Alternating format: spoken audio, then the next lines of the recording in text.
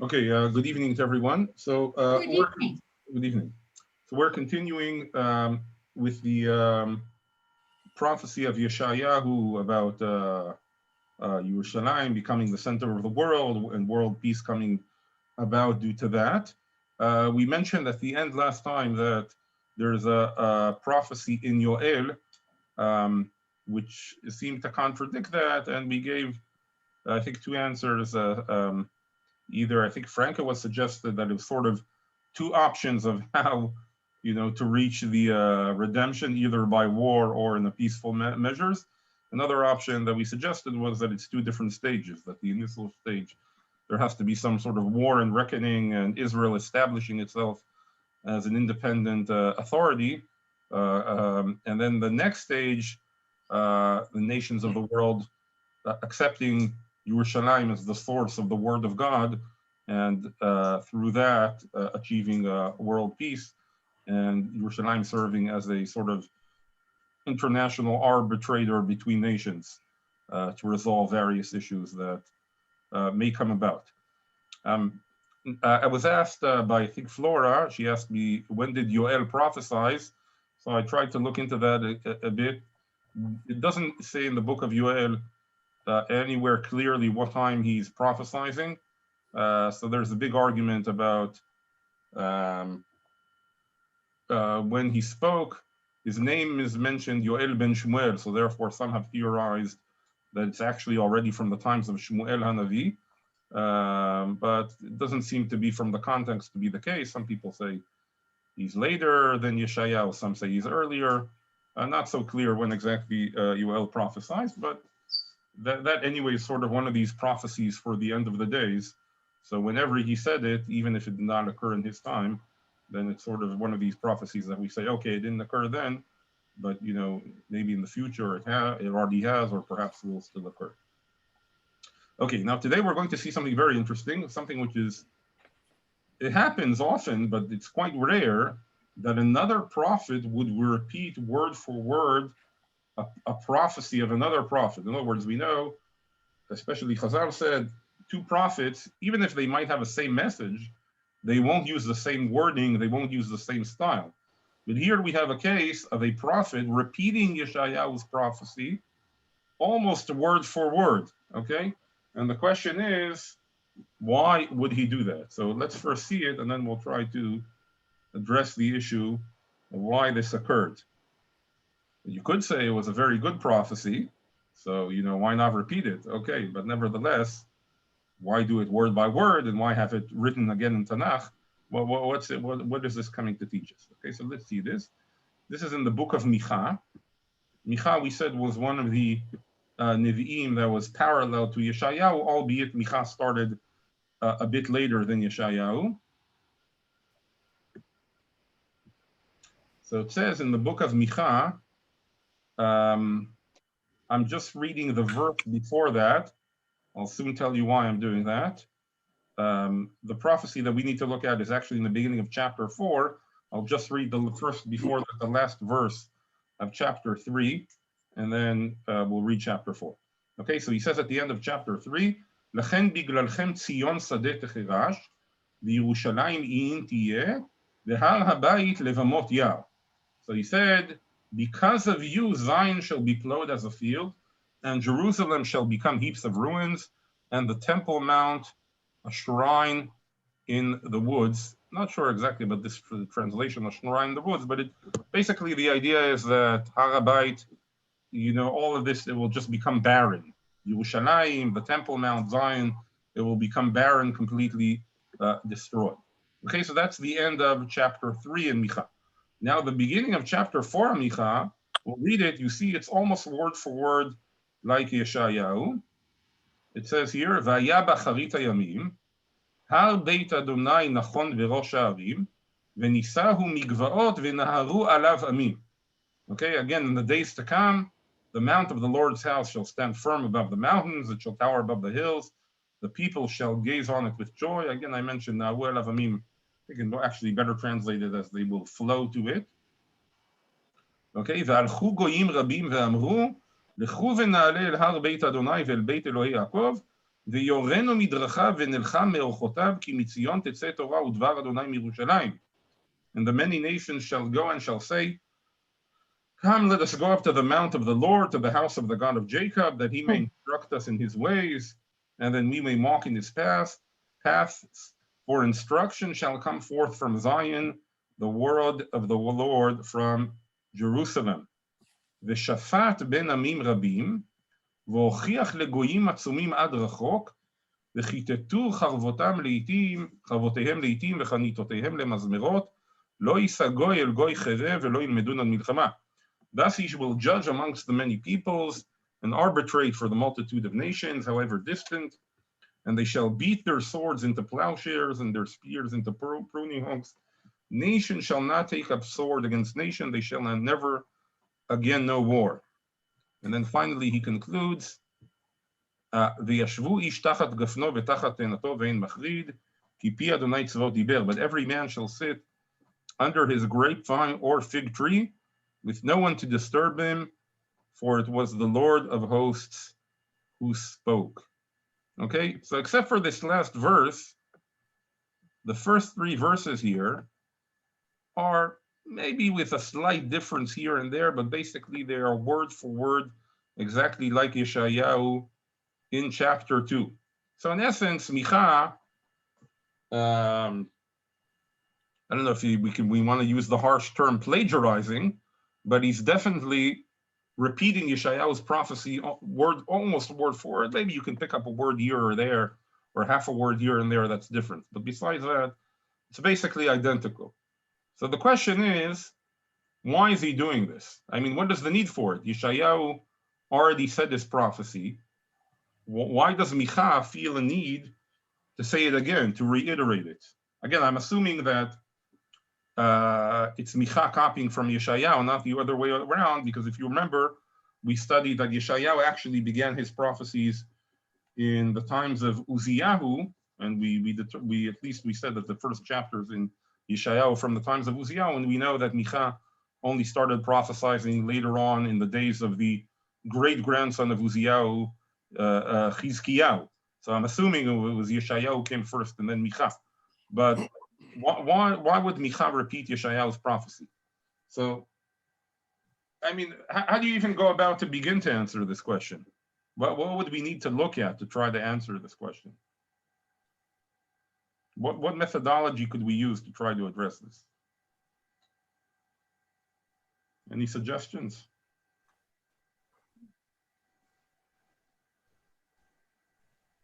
Or what information would maybe help us to try and answer it?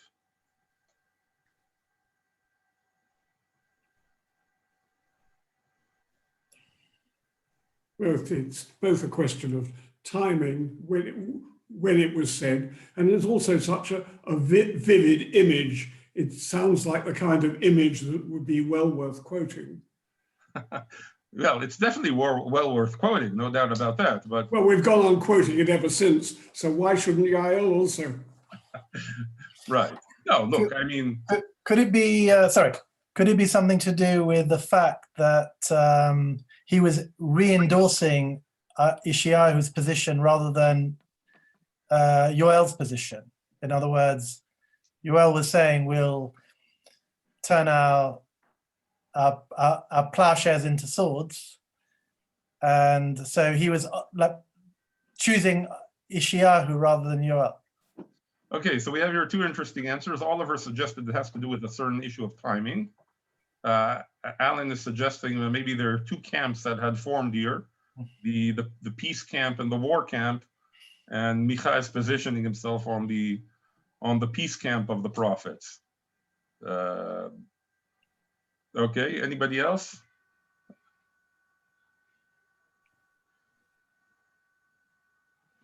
Okay, I think, so this is one of these difficult things to answer, so you have to sort of try to think outside the box.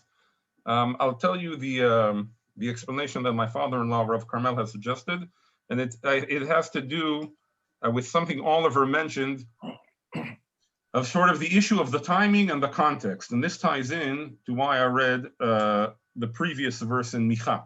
In other words, again, to understand a prophet's prophecy, as we said, we always try to look at when he said it and in what context he said it. Now, with some prophecies, it's very clear to us that we should do this. A prophecy like this, though, it's not so evident, because this is clearly a prophecy that a prophet is saying, "Vaya b'acharit hayamim." It's for the end of the days. He's not saying it now, but he's not saying that this will happen today. He's not saying that this will happen tomorrow. Okay, he's saying that this will happen at the end of days. So, but nevertheless, even when a prophet is saying something that will happen in the far future, there is a reason why he's saying it at this point in time. So that's what we'll try to look at. When did Micha say this prophecy?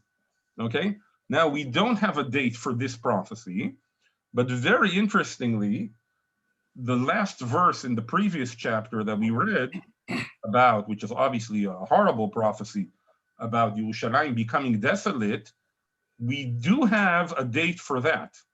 How do we have a date for that? Because that prophecy is actually quoted in another place in Tanakh. Okay, so this is a very interesting story. So let's see this inside. So again, the prophecy that we're going to look at now is actually the prophecy of the verse right before, at the end of chapter 3, where Micha says, "Lachen biglalchem Tzion sadeh techerash, v'Yerushalayim yiyin tiyeh v'har habayit levamot yah." Okay, that he said, because of you, Zion will become plowed as a field. In other words, the whole Temple Mount, Yerushalayim, completely destroyed. It will become just a field that somebody will plow to grow something in. Okay, horrible. Okay, now this prophecy is actually quoted also later on in Tanakh. Where is it quoted? In the book of Yirmiyahu. Okay, but it's not Yirmiyahu quoting it, it's rather somebody else in the book of Yirmiyahu quoting it. Yeah. Okay, so let's see what happened. It's really fascinating. Basically, what happened here, I'll just give you sort of the background and then we'll read it inside.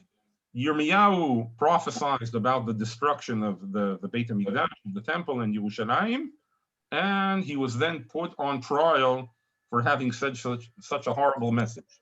Okay, and this is what happened. Vayishmeu HaKohanim in chapter 26 in the book of Yirmiyahu, it says, Vayishmeu HaKohanim v'Anvi'im v'chol ha'am et Yirmiyahu medaber et הדברים האלה בבית Adonai.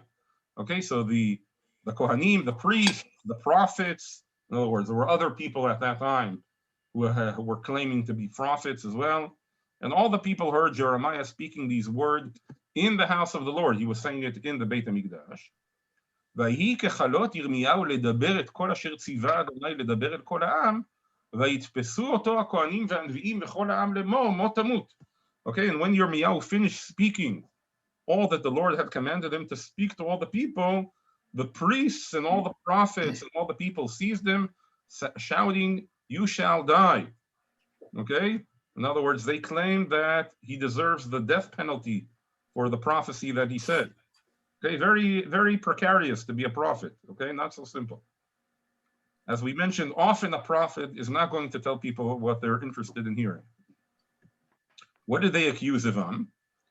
They said, "Madua nibeita b'shem Adonai lemor keshilo yeh habayit hazeh v'ha'ir hazot techerav mein yoshev v'yikahel kol ha'am el Yirmiyahu b'beit Adonai." How dare you prophesy in the name of the Lord that this house shall become like Shiloh, and the city be made desolate without inhabitants? In other words, like Shiloh, again, the first tabernacle, when it came to Israel, the first sort of set place that they erected it was in Shiloh, and it lasted there for, I think, a few hundred years before Shiloh was destroyed, and then ultimately ended up in Yerushalayim, when David and Shlomo chose Yerushalayim. Okay, so Yirmiyahu had prophesied, "Keshilo yeh habayit hazeh." Okay, very powerful prophecy. In other words, he's saying just like Shiloh was destroyed, so to Yerushalayim will destroy. And the people are not accepting this. Okay, they're saying, how dare you make such a prophecy? And all the people crowded about Yirmiyahu in the house of the Lord. וישמעו שרי יהודה את הדברים האלה, ויעלו מבית המלך בית אדוני, וישבו בפתח שער אדוני החדש. So when the officials of Judah heard about this, they went up from the king's palace to the house of the Lord and held a session at the entrance of the new gate at the house of the Lord. Okay, so what do we have here? Everybody's getting involved in this trial. It started out with the crowd, the prophets, the priests. Now we've got the politicians getting involved, or the ministers. Okay. Okay, so now let's hear the trial. So first we have the accusations. ויאמרו הכהנים והנביאים אל השרים ואל כל העם לאמור, משפט מוות לאיש הזה, כי ניבא אל העיר הזאת כאשר שמעתם באוזניכם. So the priests and the prophets said to the officials and to all the peoples, this man deserves the death penalty, for he has prophesied against this city, as you yourselves have heard. Okay, so they're apparently claiming any prophet who prophesies on the destruction of Yerushalayim deserves the death penalty. Vayomer Yirmiyahu, so now Yirmiyahu is presenting his defense. Vayomer Yirmiyahu el kol hasarim ve'el kol ha'am lemor, Adonai shlachani linaveh לבית הזה ולעיר הזאת את כל הדברים אשר שמעתם. Jeremiah said to the officials and to all the people, it was the Lord who sent me to prophesy against this house and this city all the words that you heard. ועתה היטיבו דרכיכם ומעלליכם, ושמעו בקול אדוני אלוהיכם, וינחם אדוני אל הרעה אשר דיבר. Therefore mend your ways and your acts, and heed the Lord your God, that the Lord may renounce the punishment that he has decreed for you. ואני, הנני בידכם, עשו לי חטוא וישר בעיניכם. As for me, I am in your hands. Do to me what seems good and right to you. אך ידוע תדעו, כי אם ממיתים אתם אותי, כי דם נקי אתם נותנים עליכם ואל העיר הזאת ואל יושביה, כי באמת שלחני אדוני אליכם לדבר באוזניכם את כל הדברים האלה. Okay, but know that if you put me to death, you and the city and its inhabitants will be guilty of shedding the blood of an innocent man, for in truth the Lord has sent me to you to speak all these words to you. Okay, so Yirmiyahu's defense is, I'm not the one that's in trouble here, you're the one that's in trouble. This message that Yerushalayim will be destroyed is true unless you will repent, and killing me certainly will not help you to save yourselves. Okay, so let's see what happens now. ויאמרו השרים וכל העם אל הכהנים ולנביאים. Okay, so the sarim, apparently the ministers, they're the ones that are trying to make justice here. So they answer, ויאמרו השרים וכל העם אל הכהנים ולנביאים, אין לאיש הזה משפט מוות, כי בשם אדוני אלוהינו דיבר אלינו. Then the officials and all the people said to the priests and the prophets, this man does not deserve the death penalty, for he spoke to us in the name of the Lord our God. So they're accepting the response of Yirmiyahu, but they're not done. ויקומו אנשים מזקני הארץ, ויאמרו אל כל קהל העם לאמור. And some of the elders of the land arose and said to the entire assemblage of the people, מיכה המורשתי היה ניבא בימי חזקיהו מלך יהודה, ויאמר אל כל עם יהודה לאמור, כה אמר אדוני צבאות ציון שדה תחרש, וירושלים אם תהיה, והר הבית לבמות יער. Okay, exactly the verse from Micha that we quoted. Okay, so they said to them, Micha the Morashtite, in other words, from the place called Morashah, who prophesied in the days of King Chizkiah of Judah, said to all the people of Judah, thus said the Lord of hosts, Zion shall be plowed as a field, Jerusalem shall become heaps of ruins, and the temple mount a shrine in the woods. האמת הם יטו חזקיהו מלך יהודה וכל יהודה, הלא ירא את אדוני, ויחל את פני אדוני, וינחם אדוני לרעה אשר דיבר עליהם, ואנחנו עושים רעה גדולה על נפשותינו. Did King Chizkiah of Judah and all Judah put him to death? Did he not rather fear the Lord and implore the Lord, so that the Lord renounced the punishment he had decreed against them? We are about to do great injury to ourselves. Okay, we won't continue to reading the whole story of Yirmiyahu, but in essence, from the perspective of the trial of Yirmiyahu, what is being said here? Basically, Yirmiyahu is being accused, how could you make such a prophecy that Yerushalayim, the Beit HaMikdash, will be destroyed? You must be a false prophet. It's an abomination to say such things. You should be killed. And they're saying, no, it's a truthful prophecy. He's calling us to repent. And they're quoting precedent for it. What's the precedent that they're quoting for it? Micha. Micha, in the days of Chizkiyahu, prophesied the same message, that Yerushalayim will be destroyed. He was not put to death. Rather, the people understood the message and repented and saved themselves. Okay? And if you want, you can go ahead and read on the whole story there in Yirmiyahu chapter 26. They quote further precedents, and then you can read out how the whole story turned out there. How is this useful for us? In essence, it's telling us, first of all, when did Micha make this prophecy? So he made this prophecy in the times of Chizkiyahu. But it's also telling us what's unique about this prophecy of Micha. Okay, and this is something, again, that's unique. I mean, to us, we're from perspective that we know what ultimately happened, that Yerushalayim and the Beit HaMikdash were destroyed. But from the perspective of the people at that time, as we mentioned, they did not view this as possible. And this is not something the prophets, at least originally, liked to speak about. Okay, Yirmiyahu was already clearly speaking about it. Yirmiyahu was already, very close to the destruction. But earlier prophets do not usually make such a prophecy. They might allude to it, they might hint to it, but they won't go outright and say, Yerushalayim will be destroyed. It's a very radical statement. And you see that Yirmiyahu's life was put in danger because of it. Okay? So Micha came out with this prophecy. Okay? And this was a new prophecy. If we look very closely in Yeshayahu, he does not say this. Okay? As we mentioned many times, the one consistent theme, whatever Yeshayahu speaks about destruction, he keeps on saying that Yerushalayim will be saved. He alludes to, a potential of Yerushalayim to be destroyed, but he never says that explicitly. His message is always, there'll be terrible destruction around, but Yerushalayim will be saved. Yerushalayim will be like we saw in the beginning of chapter 1, like the hut in the middle of the orchard. It'll be like we saw in chapter 6, the tree stump that will be able to grow again. Okay, the message of Yeshayahu is always Yerushalayim is sort of the core, the tree stump that cannot be harmed, and from that, everything will sprout again. Micha comes along and says, again, Yeshayahu was still alive at that time, but this is a few generations later, because again, the prophecies of Yeshayahu that we're speaking now are in the times of Uzziyahu, and Micha is coming along at a later stage during the days of Chizkiah, and he says, Yerushalayim Tzion Sadeh Techerash. In other words, it will be plowed like a field. In other words, he's talking about a complete destruction of Yerushalayim, a complete destruction of the Temple Mount. Okay, that's a new prophecy. And it's a very radical prophecy. Okay, and it's a dangerous one. Now, in the times of Micha, what happened? Chizkiyahu was a good king. He repented. They saved themselves, but not for eternity. So they were able to push off that prophecy of Micha to a later date.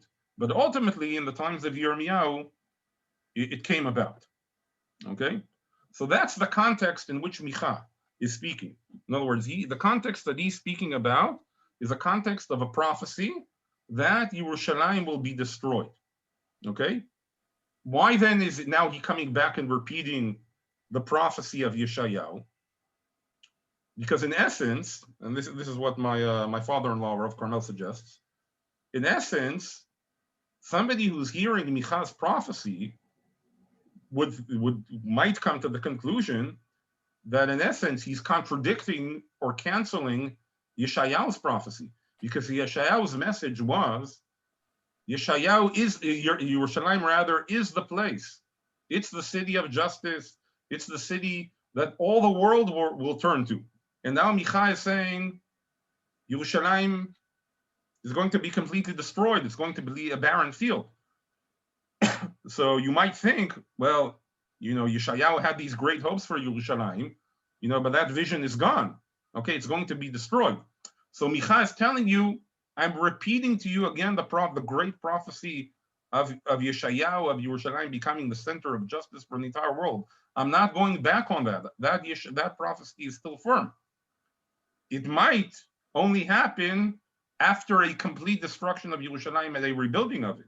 But ultimately, it will occur. Okay? So it's important for him to say what will be at the end of the days and to repeat Yeshayahu's prophecy again, to emphasize that despite the fact that he's saying that Yerushalayim will be destroyed, it's not an eternal destruction.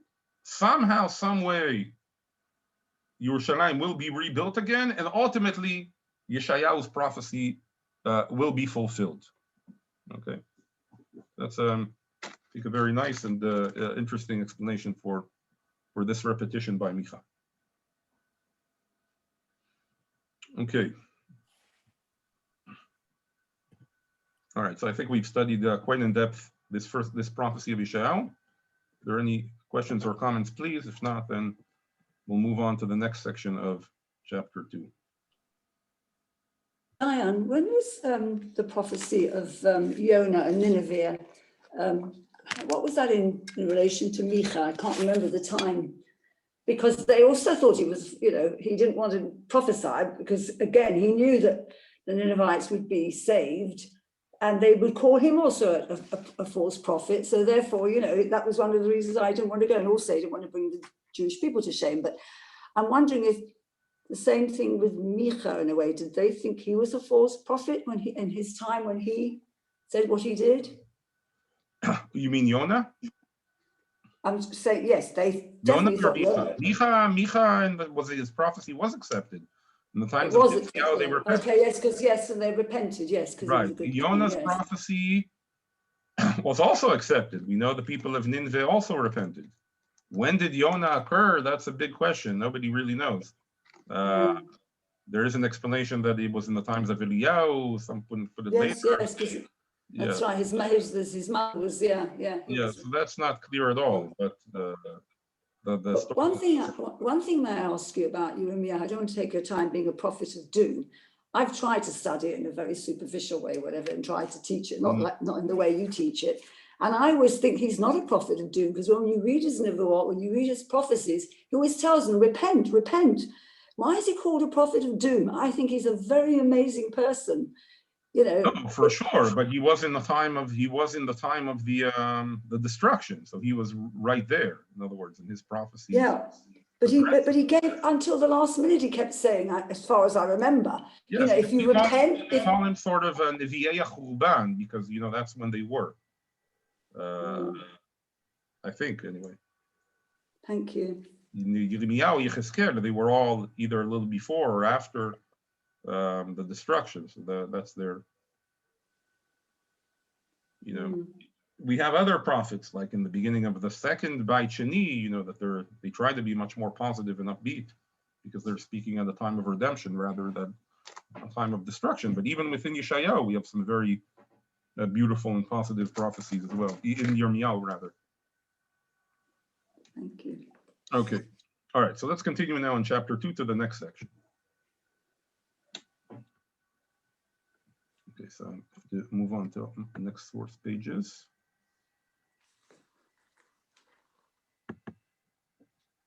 Okay, so as always, we'll try to read the verses and then begin to analyze them. Sorry, Diane, was that chapter 26 of Yirmiyahu? Because I came in late, I'm sorry. No, thank you. In chapter 26. Thank you. I think in the when the S&P publishes the shear, they put in a link also to where you can download all the source pages if you're interested. Thank you. If not, you can drop me an email and I'll send them to you as well. Okay, let's see. Next section of chapter 2. Again, I'm not putting in the entire continuation of the chapter, just a few group of psukim, at least as I think it should be divided up. Okay, so we'll read that, verses 5 through 11. This is one of these cases that you sort of read it at first and you sort of, it's not so clear what's going on. So I would suggest when you read it, try to sort of pick up on, key words and key ideas. You have to think associatively, what is this connecting to? And then we'll try to figure out both what the words mean and also, what are some of the, what is Yeshayahu hinting to, what he's referring to. Okay, let's go ahead and read. So now he says, Beit Yaakov, O house of Jacob, come, let us walk by the light of the Lord. Ki natashta amcha Beit Yaakov, כי מלאו מקדם ואוננים כפלישתים ובילדי נוכרים יספיקו. For you have forsaken the ways of your people, O house of Jacob, for they are full of practices from the east, and of soothsaying like the Philistines. They abound in customs of the aliens, or they may be better translated, foreigners. ותמלא ארצו כסף וזהב, ואין קצה לאוצרותיו, ותמלא ארצו סוסים, ואין קצה למרכבותיו. Their land is full of silver and gold. There is no limit to their treasures. Their land is full of horses. There is no limit to their chariots. ותמלא ארצו אלילים, למעשה ידיו ישתחוו לאשר עשו אצבעותיו. And their land is full of idols. They bow down to the work of their hands, to what their own fingers have wrought. וישח אדם וישפל איש ואל תישא להם. But man shall be humbled and mortal brought low. Oh, do not forgive them. בו בצור ויתאמן באפר, מפני פחד אדוני ומהדר גאונו.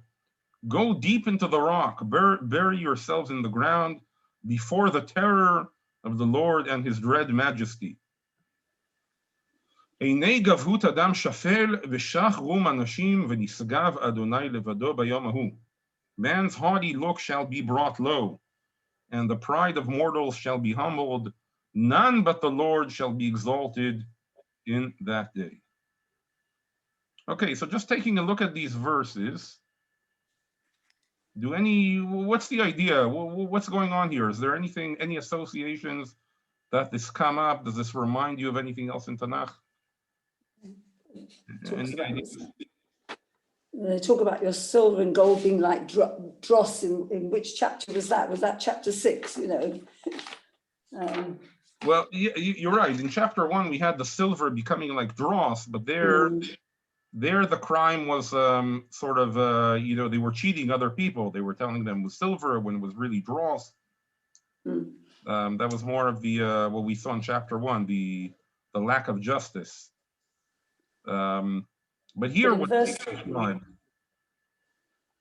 What's the crime here? Let me ask you that way.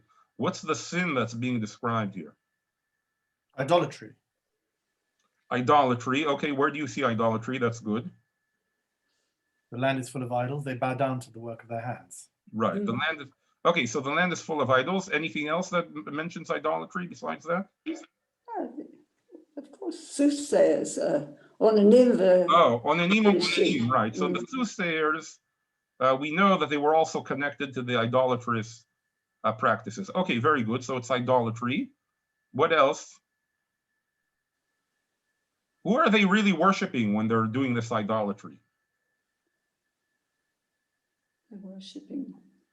Are they worshiping the idols? Who are they really worshiping? Themselves. Very good. You said that? I didn't see. Yeah. Who was that? I just suggested they're worshiping themselves. Very good. Excellent. Where do you see that? That's very good. They worship the work of their own hands, their own fingers, each man. Yeah. Right. So he's saying the idols that you've created are essentially what you've created with your own fingers. Where else do you see that idea that it's trying to, that man is worshiping himself?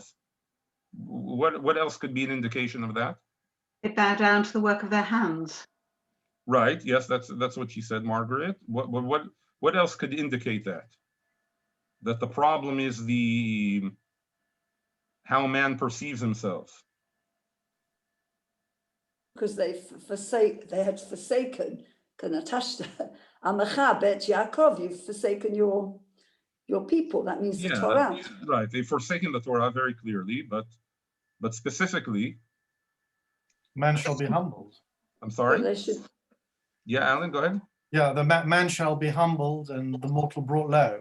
Right, very good. From the punishment, the whole punishment, verses 9 through 11, is all about humbling man before the Lord, before the terror of the Lord. You will have to go down and hide in a rock, crawl under a rock, go down to the ground, humble the eyes of the haughtiness of man, right? And only the Lord, Nisagav Hashem levado bayom hahu, only the Lord shall be exalted in that day. Okay, very good. So you see from the response, the humbling of man, it's that the problem is man's pride. What led to man's pride being created? What led to that? Is there any? They haven't trusted in Hashem. They've trusted in their own hands and their own work. Right. Okay. Is it money and power? Ah, very good. Where do you see that? Well, the land full of silver and gold, no limit to their treasures, the horses, the chariots. Very good. So we have here a process. This is a process that we're familiar with. Okay. In other words, there is wealth. This is what it mentioned. All of this is right, Flora, what you said about leaving the ways of Hashem. It's all part of it. But specifically, part of what's going on here is there's an abundance of wealth, an abundance of treasure, an abundance of horses and chariots. And that leads to idols. But in essence, the idol that the man is worshiping is himself and his own powers. That's really the idolatry that apparently is being described here. And therefore, the response is the humbling of man. Okay, before we start analyzing the verses themselves, does this remind you of anything? The land being filled with gold, the land being filled with horses, and the land being filled with idols. Does this remind anybody of anything? Sefer Devarim was that? I don't know. Is it Very good, very good. We said a number of times, Yeshayahu is always alluding to Sefer Devarim. What in Sefer Devarim is he referring to? The spies. The what? No, he's the Where in Sefer Devarim, it's very good. Does anybody remember, where in Sefer Devarim is it mentioned this idea of an excess of wealth, an excess of horses? Well, Vayishman Yeshurun Vayivat, when it says that you became rich and you kicked at Hashem and you forsake him. Yeah, It's in the Torah. Yeah. But I'm asking specifically about excess of gold and excess of horses. It's the king, when the king is appointed. Does anybody remember this? The prohibitions of the king? Yeah. The prohibitions of the king. Okay, we'll analyze this more carefully next time. But the prohibitions of the king are not to have an excess of gold, not to have an excess of horses, and also not to have an excess of women, of wives. Okay. And maid servants. Okay, so we're missing the wives here, although we're not really missing the wives, because the reason for not the excess of wives is that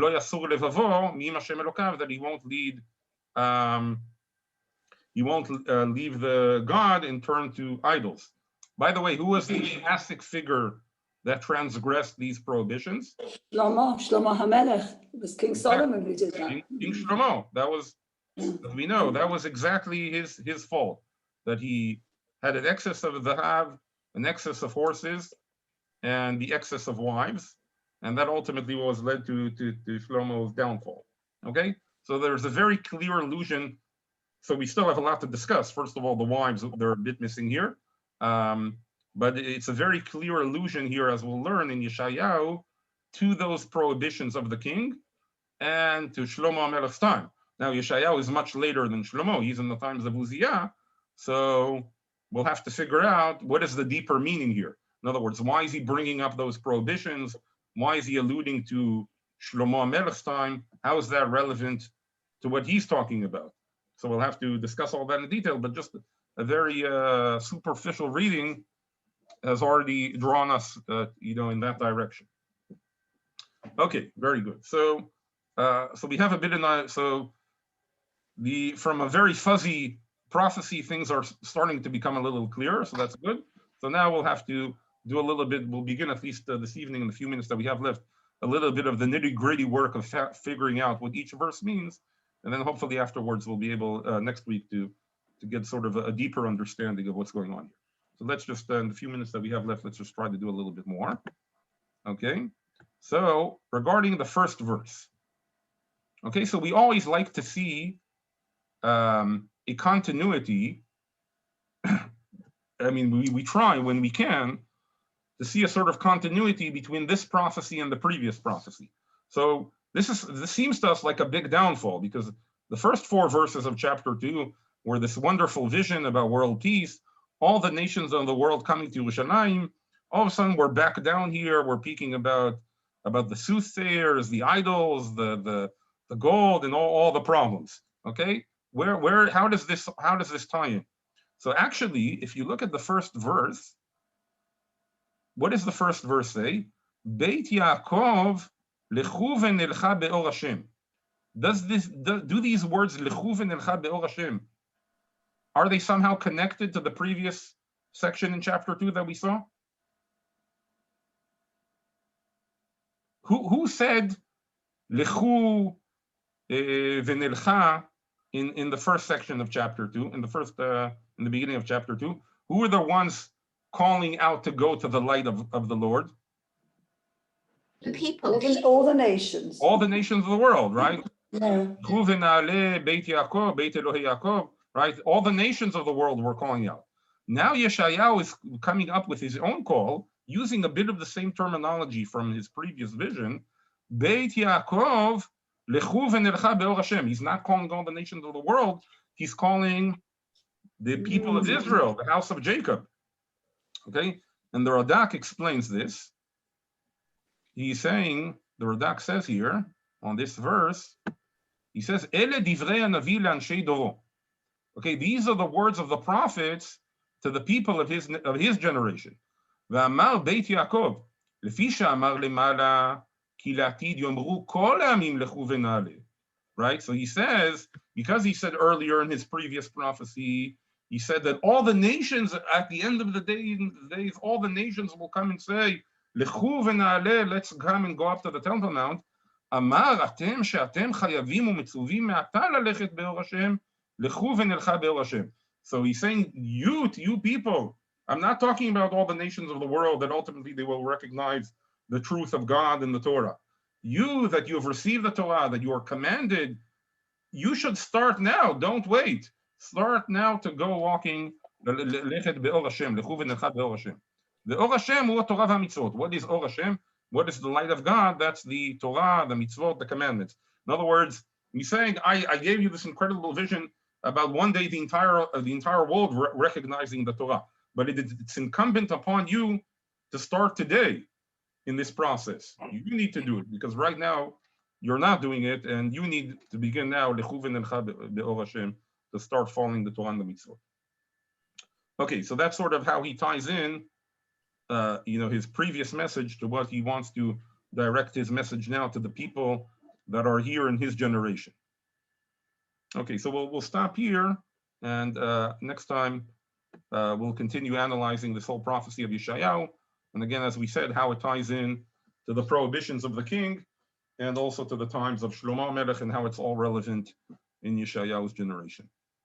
Diane Livnat, that was very interesting, because Beit Yaakov lechu v'nelcha is the Bilui. It was the Rashi Tevot for the Biluim. Right. So it's interesting because they were talking to the Jewish people, not to all the non-Jews to come on Aliyah. Right. That was the criticism, that they didn't emphasize enough the Be'or Hashem. That's why they didn't say Be'or Hashem, but they said Beit Yaakov lechu v'nelchu, which is still good. Right. Yeah. Yeah. Okay. Thank you. All right. Thank you very much. Very good. Thank Good you. evening to everyone. Thank you. Thank you very much. Thank you very much.